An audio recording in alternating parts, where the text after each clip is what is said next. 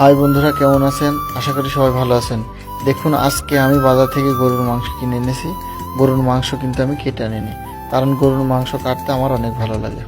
ঠিক আছে, দেখুন গরুর মাংসগুলো আমি কেটে নিচ্ছি। আর এই মাংস কেটে নেওয়ার পরে মাংসগুলো আমি অনেক সুন্দর করে মশলা দিয়ে মাখিয়ে রাখবো আধা ঘন্টা। আর এই মশলা দিয়ে মাখানোর সাথে আছে আমার বন্ধু রাকিব। রাকিব কিন্তু আমার সাথে হেল্প করছে। ঠিক আছে, রাকিব সাথে ছিল। পরবর্তীতে আমরা ডাউল ভেজে নিলাম। ডাউল ভাজার পরে চাল এবং ডাল একসাথে মিক্স করে আমরা আজকে খিচুড়ি রান্না করব। খিচুড়ি আর গরুর মাংস। দেখুন, আমরা খিচুড়ির ভিতরে যে মশলাগুলো লাগে সেই মশলাগুলো দিয়ে নিচ্ছি। ঠিক আছে, আর মশলাগুলো দিতে দিতে আপনাদের একটা কথা বলি, যদি আমার ভিডিওটা ভালো লেগে থাকে তাহলে আপনারা অবশ্যই লাইক, কমেন্টস এবং শেয়ার করবেন। ঠিক আছে, আর এই যে মশলা আমাদের প্রায় দেওয়া শেষ হয়ে গেল। মশলা দেওয়ার মাঝে রাসেল ভাই অনেক আনন্দিত ছিল। রাসেল ভাইকে আসলে দেখাতে পারলাম না ক্যামেরায়, কারণ রাসেল ভাই ছিল ক্যামেরাম্যান।